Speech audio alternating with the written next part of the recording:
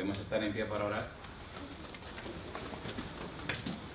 Querido Padre Celestial, gracias por estar con nosotros. Gracias por la linda experiencia que hemos tenido en este día. Gracias, oh Dios, porque usted ha sido bueno y misericordioso con cada uno de nosotros. Ahora, Padre, rogamos que su Espíritu continúe dirigiéndonos y que podamos comprender y entender el propósito, la razón de ser de la presentación de su palabra en esta obra. Que veamos la manifestación del Espíritu Santo en la iglesia cristiana primitiva y comprendamos que el Santo Espíritu quiere hacer lo mismo hoy con cada uno de nosotros. Habilítenos, prepárenos y capacítenos. Quite todo ruido de nuestra mente, Señor. Que el Espíritu Santo nos prepare para recibir su verdad. Que el Espíritu Santo nos traiga palabra de vida para la vida eterna. Lo pedimos, Señor, en el nombre de Jesús. Amén. Si usted quiere colocar un nombre al título, al tema de hoy, colóquele esta pregunta. ¿Cuál es la pregunta? ¿Para qué orar? ¿Para qué orar? Cuando nosotros vemos esa pregunta a la luz de la historia de la iglesia cristiana primitiva, descubrimos el secreto del éxito en la vida cristiana. La presentación de este tema, no se angustien por copiar. Estamos haciendo planes de darle una copia en su momento a cada uno. Si hoy no nos da el tiempo para ver el tema completo, vemos la mitad hoy, la mitad el próximo sábado, y entonces hacemos planes para darle una copia, ya sea por escrito. Aquí está la copia por escrito, y también del PowerPoint que vamos a presentar aquí. ¿Por qué? Si hay una guía que utilizaremos para el trabajo que queremos hacer en este grupo, será esta la guía. Porque si hacemos como Dios dice, y si hacemos como la iglesia cristiana primitiva hizo, es seguro que el Espíritu se manifestará. Pero necesitamos cómo pasó, qué fue lo que ocurrió. La pregunta es, ¿qué cosa? ¿Para qué orar? ¿Para qué tenemos que orar? En el capítulo 1, versículo 14 del libro de los Hechos, dice que los apóstoles, los discípulos, estaban haciendo 3 cosas antes de ser llenos del Espíritu Santo. ¿Cuáles son esas 3 cosas? ¿Qué dice el versículo 14? Perseveraron. Todos estos perseveraron, número 1, unánimes. Número 2, oración. en oración. Y número 3, en ruego. La pregunta es, ¿qué significa unánimes? Dice el diccionario Vine, ¿qué es lo que significa unánimes? Y me llama la atención en el significado de la palabra unánime, significa de común acuerdo, las dos partes que se divide la palabra. Mire la primera parte, que es homos, que significa ¿qué cosa? Mismo. Y thumos, que significa mente. ¿Qué significa unánimes? La misma mente. Con la misma mente. ¿Cómo estaban los discípulos? Con la misma mente. ¿Cuántos quedaban con la misma mente? 120. 120. ¿Cuánto le dijeron adiós a Jesús? 500. ¿Cuánto cambiaron la mente? 380. En el libro de 1 de Corintios capítulo 15, mira lo que dice la Biblia, vamos rapidito. 1 de Corintios capítulo número 15. Cuando el Señor Jesús se iba, el apóstol Pablo está registrando lo que él recibió, la información que le dieron. Recuerde que Pablo tuvo un encuentro con Cristo, ¿sí o no? Amén. A ver, ¿sí o no? Sí, Señor. Y Pablo está diciendo a quiénes se le apareció Jesús. Dice el versículo número 5, y que apareció a Cefas. ¿Quién era Cefas? Sí. Pedro. Y que apareció a Cefas y después a los 12. ¿Y qué sigue diciendo? Después apareció ¿a cuántos? A más de 500 hermanos. Cuando Cristo se iba, ¿a cuántas personas se le apareció? 500 hermanos. Cuando el Espíritu Santo se derrama, ¿cuánto tiene el aposento alto? 120. En 10 días, ¿cuántos se fueron? 380. Se fueron 380. ¿Cuántos quedaron con la misma mente? 120. ¿Cuántos quedaron unánimes? 120. ¿Qué significa unánimes entonces? Misma mente. La misma mente, de común acuerdo, de acuerdo. Y aquí aparecen las significaciones o los significados. ¿Deberíamos nosotros estar de acuerdo en la misma mente? Para una persona y otra estar de acuerdo y tener la misma mente, tienen que mirar el mismo punto. Y Pablo dice, puestos los ojos ¿en quién? En Jesús. Entonces debemos mirar a Jesús. ¿Qué dice Isaías 45:22? Dios dice, mirad a mí y sed salvo todos los términos de la tierra, porque yo soy Dios y no hay más. ¿A quién tenemos que mirar? ¿A quién tenemos que mirar? ¿A quién tenemos que mirar? ¿A quién tenemos que mirar? Nunca mira alrededor. Porque si usted mira al hermano, o mira al amigo, o mira a un ser humano, ¿sabe lo que usted se convierte? Jeremías capítulo 15, versículo 5. Mira lo que dice el libro de Jeremías. Debemos mirar a Jesús, debemos mirar a Dios, porque cuando nos fijamos en los seres humanos, entonces nos convertimos en otra cosa. Jeremías capítulo 17, versículo 5, que dice la Biblia. Así ha dicho Jehová, maldito el varón que confía en el hombre y pone carne por su brazo y su corazón se aparta de Jehová. ¿Ha notado usted que cuando mira a los seres humanos se desanima? A ver, ¿sí o no? Que cuando mira a los seres humanos se llena de oscuridad. ¿Sí o no? Se llena de duda, se llena de temor, de ansiedad, de angustia. No hay nada bueno que mirar en los seres humanos. Tenemos que mirar al Señor. Tenemos que mirar a Jesús. ¿A quién estaban mirando estas personas? Al Señor. ¿Por qué estaban de una misma mente? Porque decidieron olvidarse de ello y seguir lo que el Señor le había dicho. Le dijo Jesús que se quedaran en Jerusalén hasta que fueran investidos con poder de lo alto, ¿sí o no? A ver, ¿sí o no? Sí. ¿Lo hicieron o no lo hicieron? Sí, sí. ¿Fueron llenos del Espíritu Santo, sí o no? Sí. Pero ¿cómo estaban ellos antes de ser llenos del Espíritu Santo? Unánimes. Estaban unánimes. Tenían la misma mente. Estaban de común acuerdo. Estaban verdaderamente unidos. Estaban concordes. Estaban buscando la manera de ser uno solo para la gloria de Dios. Hay una segunda palabra que aparece allí. Veamos esa segunda palabra. Es la palabra oración. ¿Aparece o no aparece? Sí. ¿Qué significa esta palabra? ¿Cuál es el valor de esta palabra? ¿Qué nos dice la definición? La palabra que aparece significa o se utiliza para enfocarnos, para darnos una idea, para hacer en nosotros posible la comprensión de que nos comunicamos, de que nos relacionamos, de que estamos en íntima y estrecha relación y comunión con Dios. Ellos estaban unánimes, pero estaban orando. ¿A quién le estaban orando? A Dios. ¿Qué significaba esto? Que estaban esperando la promesa de Dios. ¿Cuál era la promesa de Dios? El derramamiento del Espíritu Santo. ¿Lo prometió Dios en el libro de Joel? Sí. ¿Lo repitió el Señor Jesús? Sí. ¿Lo prometió Jesús? Sí. La oración entonces se constituye no en un asunto de palabras, sino en un asunto de experiencia. Estaban reunidos, estaban unidos, estaban de común acuerdo, estaban con la misma mente, aceptando lo que Cristo había dicho. Y la oración era el nexo, era la cadena, era lo que le conectaba con el reino de los cielos. A través de la oración manifestaban que creían en Dios y en la promesa que Cristo había hecho. La oración se convertía entonces en una pieza clave. Si usted corta un puente, ¿pueden cruzar de un lado al otro? Entonces la oración es el puente. Ellos tenían la conexión con el cielo a través de la oración. No es que la oración sea la clave es Dios. No es que la oración sea el fin es Dios. Pero es necesario el camino que es la oración. ¿Es hermoso o no es hermoso? De allí la importancia de estos versículos. Orar significa ¿qué cosa? Pedir, pero más que pedir significa estar en la comunión íntima y estrecha con el dueño de todo. Una cosa es interesante, dice David: joven fui y envejecido, y no he visto justo desamparado, ni su simiente que mendigue pan. ¿Es verdad o no es verdad? Es verdad. ¿Es verdad? Satanás tiene que evitar que usted se conecte con Dios. ¿Por qué? Cuando usted se conecta con Dios a través de la oración, ya no hay diablo que pueda. Jesús, siendo quien era, frecuentemente oraba. ¿Es así o no es así? Tercera palabra que aparece en el versículo 14, ruego. ¿Qué significa ruego? Significa desear, anhelar, representando generalmente la palabra necesidad. ¿Qué significa ruego? ¿Estaban ellos necesitando la unción del Espíritu Santo? ¿Sí o no?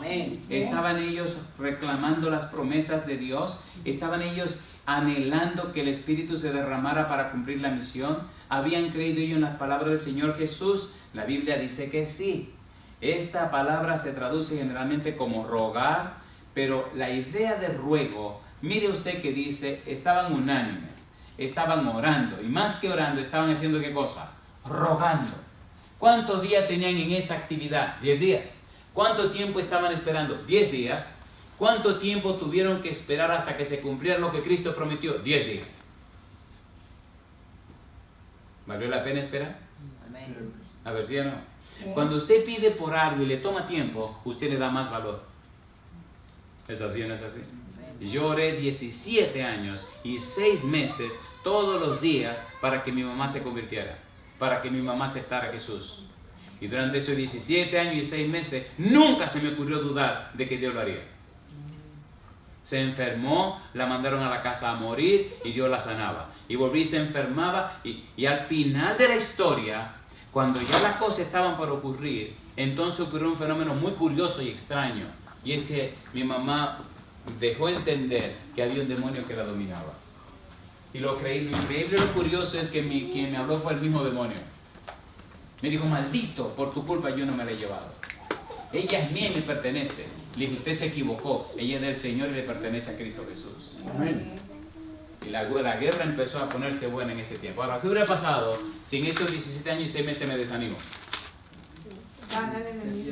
Inclusive cuando estaba muriendo me decía, con una sonrisa y con lágrimas en los ojos, ay Andrés, qué bueno que te mantuviste firme, porque ¿qué hubiera sido de mí? Mi mamá duerme ahora en el Señor. Murió el 17 de marzo de 1997, pero murió de una manera tan gallarda, tan elegante, tan hermosa, que ese jueves, antes de morir, me dijo, yo estoy lista. Yo estoy lista.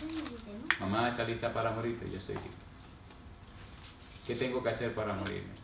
Qué cosa linda, mamá. Andrés, ¿preparaste todo? Sí, mamá. ¿Fuiste a la funeraria? Sí. ¿Pagaste en el cementerio? Sí. ¿Compraste tal cosa? Sí. ¿Hiciste tal cosa? Sí. Una gente hablando de su funeral. Y después que me hizo todas las preguntas, me hizo una pregunta clave. Si tú fuiste a la funeraria, si tú fuiste al cementerio, ellos te dieron un recibo. Déjame ver el recibo. Qué cosa linda, mamá. Yo saqué la cartera y le enseñé el recibo.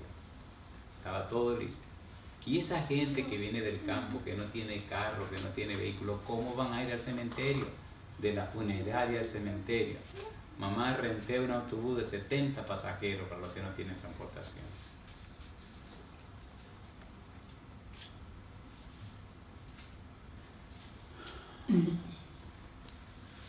A veces yo me pregunto si los predicadores entenderán lo que están haciendo. Porque ¿qué es predicar? Si usted no vive lo que está diciendo, eso no tiene sentido.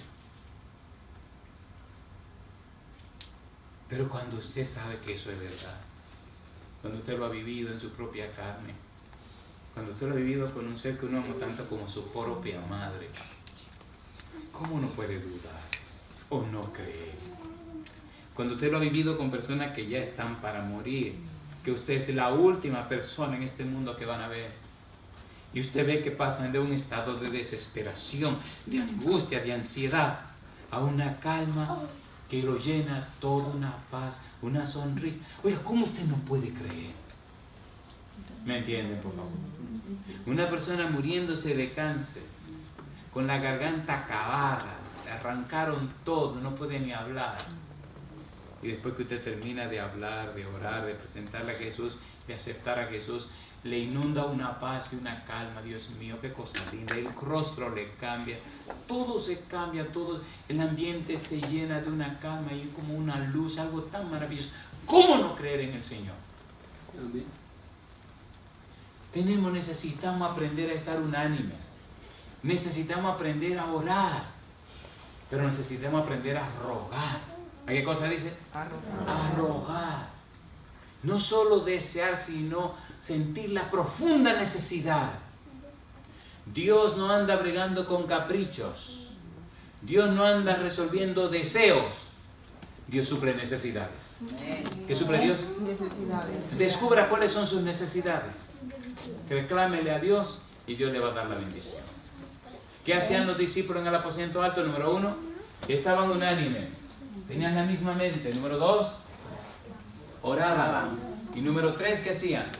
Rogaban. ¿Y qué ocurrió entonces? ¿Cuál fue el resultado? Aquí haremos con algunas películas que dicen continuará. ¿Te parece bien?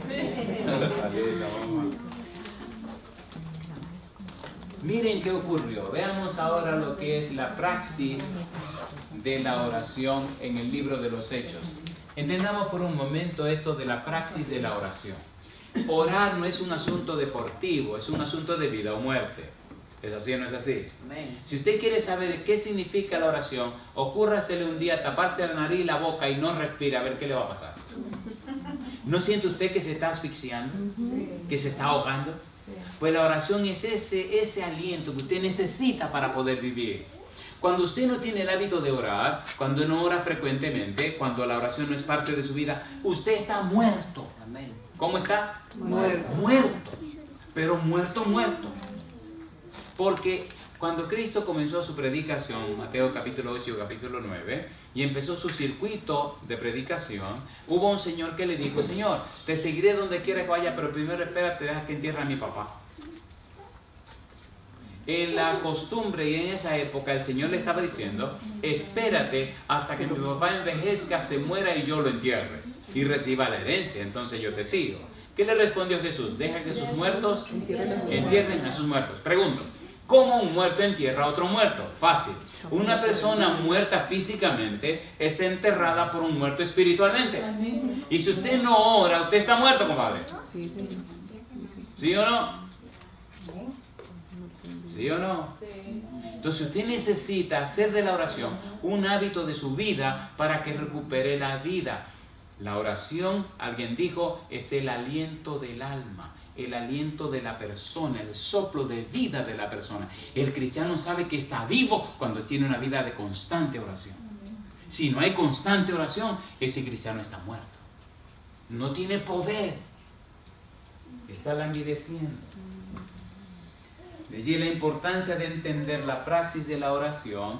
Si quisiera una definición de praxis, cuando usted lee el libro de San Mateo, capítulo 16, versículo 27, el Señor Jesús dice: cuando el Hijo del Hombre venga en la gloria de su Padre con sus ángeles, pagará a cada uno conforme a sus obras, conforme a su praxis. La idea que Cristo está expresando es que tu vida, tu estilo de vida, tu manera de ser, tu cultura de pensamiento, la forma como tú eres, define cuál será tu futuro. ¿Sí o no?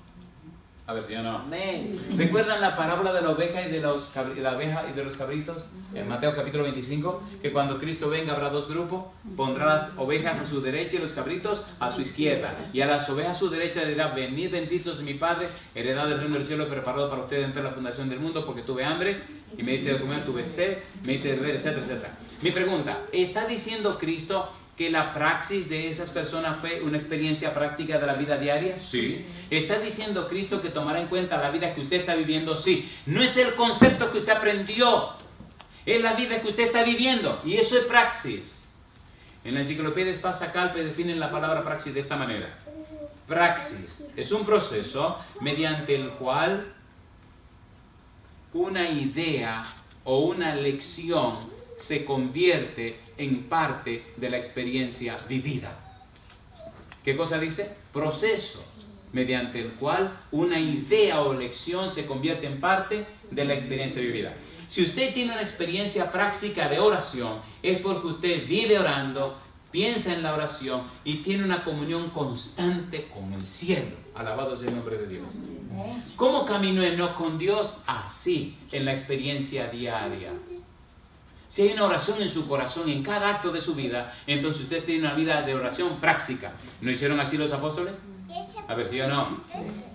Hechos capítulo 2, versículo 42. ¿Cuál es el cuarto ministerio que había en la iglesia cristiana primitiva? La oración.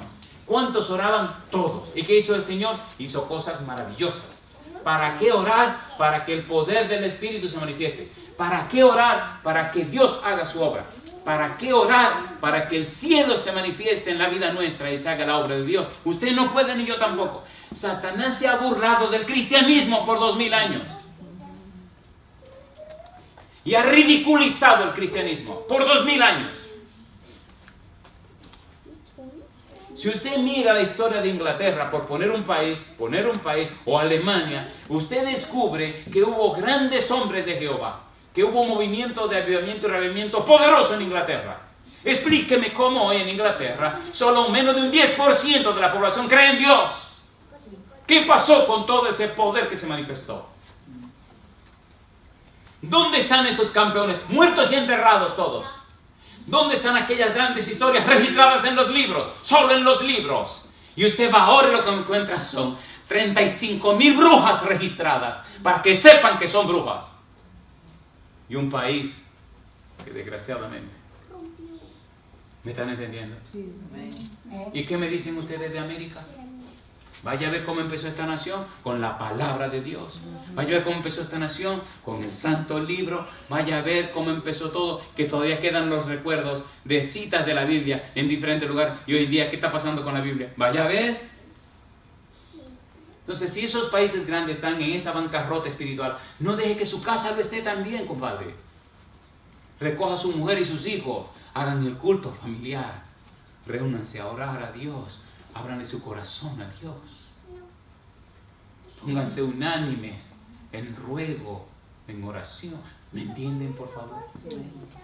Cuando era niño, mamá me enseñó una frase que nunca la pude olvidar. Y eso ayudó para mi formación en todo sentido. Mamá decía, familia que reza unida, una cosa linda, permanece unida.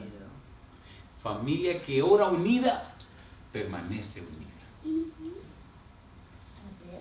Si ustedes se acuerdan las citas que leyeron, que le dieron, Dios no dejará sin su bendición a una familia que cada día se reúne para orar en su nombre. Yo les pregunto, ¿ustedes están cómodos con vivir una vida que todo el mundo ha vivido? No. Vivir como todo el mundo vive, ser uno más en el grupo. Yo no soporto eso. Yo no soporto eso. Hay un Dios demasiado poderoso como el que tenemos para nosotros ser uno más. ¿Ustedes no se han dado cuenta que el cristianismo se ha convertido en una rutina? Analícelo. Un formalismo. ¿Sí o no? Analícelo. Usted va al culto y viene del culto. ¿Qué relajo es ese? ¿Y dónde está el poder de Jehová? ¿Dónde está Jehová? Es la pregunta que me hago. Todo el mundo se acomoda lo mejor que puede.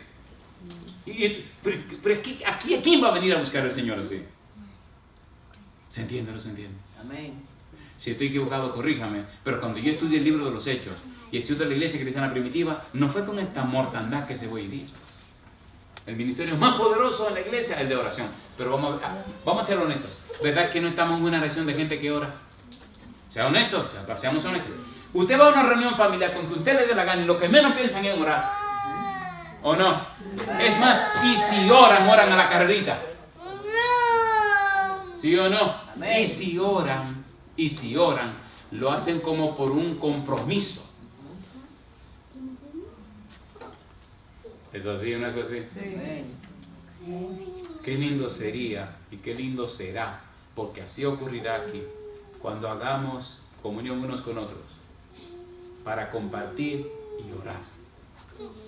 ¿Se imaginan esa qué cosa linda será eso?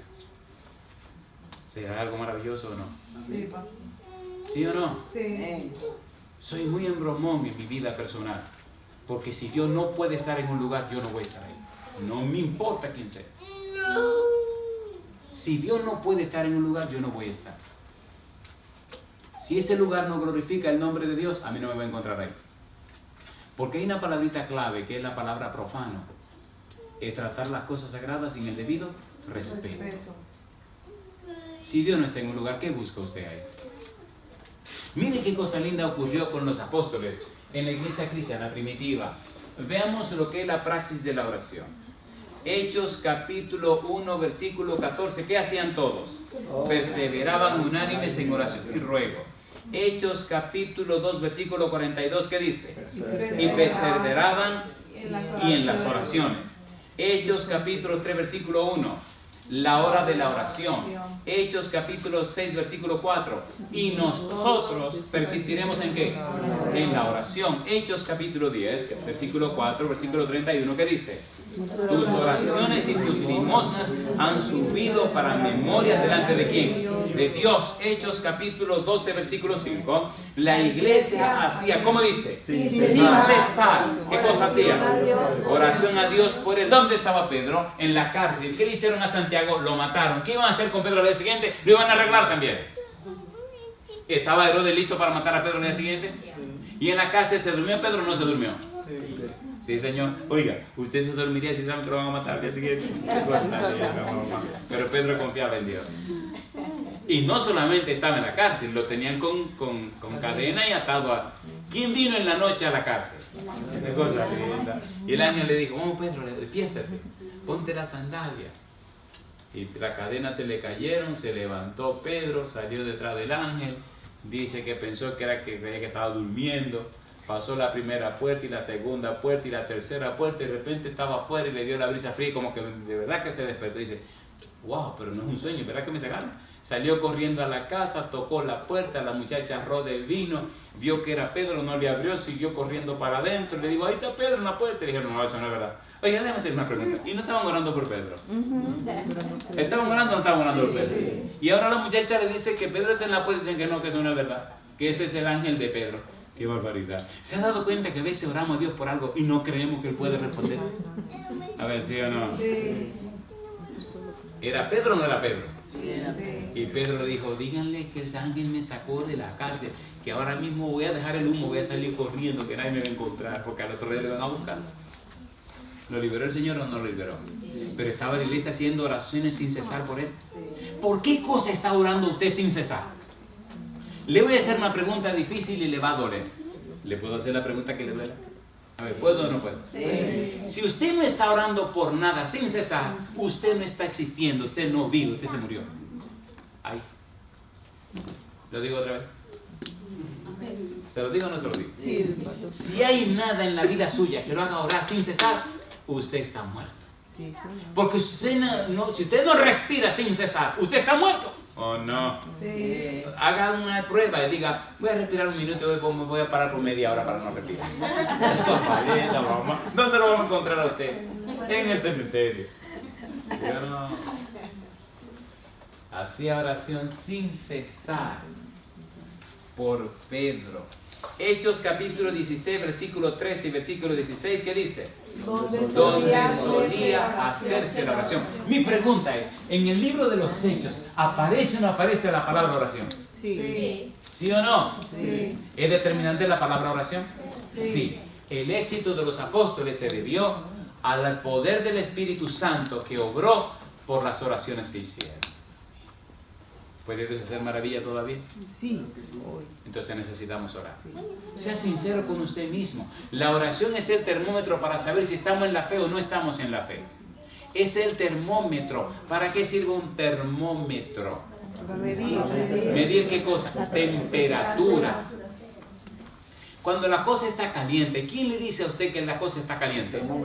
Y cuando la cosa está fría, ¿quién le dice que está fría? Entonces, espiritualmente, ¿quién le dice cómo anda usted, si está frío o caliente? La oración es el termómetro. Cuando se me ocurre en cualquier lugar del mundo y tengo que orar con alguien, me gusta orar primero. Porque después que oré, digo, ya yo terminé. Entonces me toca medir el termómetro del otro. ¿Cuánto calor tiene si está frío? Y hay personas que andan buscando palabras y una montaña de tontería para ver cómo hacen esa oración más florida. Y yo digo, ay mamá, este tipo está mal. Porque si usted necesita... Hay gente que quiere como impresionar. Y cuando terminan de orar, le digo, ¿usted me deja que ore otra vez? Sí, porque tú no puedes dejar que se vaya así porque se le va a caer muerto el tipo al lado. Vamos a orar otra vez, venga, vamos a orar otra vez. Señor, por favor. Miren, hay gente, es que aquí tendríamos que quedarnos por lo menos un buen rato diciéndole, miren, hay gente cristiana que son objeto de maldiciones que ellos mismos se buscaron. Hay personas cristianas que están en problemas porque están jugando con algún pecado y no lo quieren soltar. ¿Sí o no? ¿Sí o no? Amén. Hay gente que se llaman cristiana y hace rato que son profanos, no tienen respeto por las cosas de Dios. Y le pones una lista larga de personas que sus oraciones son cualquier cosa menos poderosa. Muchos no son malos, son débiles y uno no sabe, pero otros sí saben. ¿Cómo puede alguien dar lo que no tiene? Mejor sigamos con el sermón. ¿Le parece bien si lo dejamos aquí, que usted está tan interesado para que tenga que volver? ¿Tiene sentido lo que estamos estudiando o no tiene sentido? ¿Es verdad o no es verdad? Por eso quise ponerlo aquí para que usted lo lea por usted mismo. Ahí están las citas. ¿Un tiro más? Voy a hacer como Andresito, ya terminamos. Ahora mismo terminamos. Bien, vamos a terminar con este último punto. ¿Qué pasó en la iglesia cristiana primitiva? Adelante. Número 1, ¿qué cosa? Hechos 2:47. Y el Señor, ¿qué hacía? Añadía cada día a la iglesia, ¿a quiénes? Los que habían de ser salvos. Una pregunta. ¿Verdad que hoy se quejan y hacen mucha musaraña y muchas cuestiones para atraer miembros a las iglesias, sí o no? Sí. Pero ¿quién es el que añade las almas? Dios. Dios. ¿Y quién lo hace? Dios. ¿Y qué hacía la iglesia? Oraba. Usted quiere muchas almas, ore. Y aquí puedo comenzar a contar la experiencia en los años que tengo en el ministerio. Déjeme contarle, bueno, son tantas cosas que... Hay una ciudad que se llama Vigo, en España. ¿Cómo se llama? Vigo. Está en el noroeste, está al norte de Portugal. Ustedes saben que Portugal es un pedacito de la península ibérica, ¿verdad? Como un pedacito que le quitaron a España y le dieron a Portugal. Así que España sube hasta el norte y dobla a la izquierda, y allá arriba es España, y cuando usted baja es España, y ese pedacito, esa franjita ahí es Portugal. Vigo está arriba a la izquierda, encima, y hace frontera con Portugal. Llegamos a Vigo este año a dar una campaña. Y bueno, llegamos a dar la campaña. Le resumo así. Había ciertas personas que el enemigo no quería soltar. Y qué maravilloso fue que Jehová, a través de la oración y el clamor y el ruego, no solo soltó a una persona, sino que soltó a la familia completa. Amén. Qué cosa linda ver al papá, a la mamá, a la hija, a la sobrina bautizándose para la gloria de Dios. Un señor tenía 20 años conociendo a la iglesia y el enemigo no lo quería soltar. Qué maravilloso fue ese caballero de tantos años de edad, ese día entregándose al Señor. ¿Tiene Dios poder para liberar a los hijos? ¿Sí o no? A ver, ¿sí o no? Sí. ¿Quiere y necesita Dios la oración suya para hacer los milagros en la tierra? Sí. ¿Qué hacía la iglesia? Oraba. ¿Qué hacía Dios? Añadía cada día a la iglesia a los que habían de ser salvos. ¿Hay una gente en esta ciudad que quiere ser salva? ¿Sí o no? Sí. Le garantizo que si usted y yo oramos, Jehová las traerá a este lugar. Amén. En la ciudad de Puerto Plata, bueno, un día en la ciudad de Bonao, en el norte de mi país, cerca de la Universidad Adventista, estaba ese sábado, iba a predicar esta mañana un sermón del libro de Isaías, capítulo 11. Escuche qué cosa linda. En medio de la multitud de gente, había un caballero que cuando el sermón terminó, él no pudo aguantarse y levantó la mano. ¿Sabe que a los predicadores, cuando están predicando, no les gusta que le interrumpan el sermón porque no saben qué cosa va a pasar y el sermón se puede venir a pique? Y entonces me levantaba la mano y yo no lo veía, yo no lo veía. Y levantaba la mano y yo hasta dejé de mirar para donde estaba el hombre, miraba para el otro lado. Y levantaba la mano y yo no pegaba y me daba la vuelta. Y entonces ya fue al final que la gente, ya él se levantó y abría los dos brazos y pasé este tipo. Hasta que ya tuve que verlo. Y lo miré y le dije, sí, disculpe, perdóneme, ¿usted quiere decir algo? Dice, sí, hace rato que estoy levantando la mano, y las lágrimas le corrían. Y le digo yo, sí, adelante, ¿qué usted quiere decir? Pero estoy en medio de mi sermón. Me dice, es verdad que Dios es maravilloso y todopoderoso. Digo, ¿cómo no? ¿Por qué usted lo dice? Yo soy fulano de tal, mi trabajo es vender plátano, yo vendo plátano, yo vivo en Santiago. Y mire, yo le voy a decir una cosa a usted, qué cosa linda, mamá.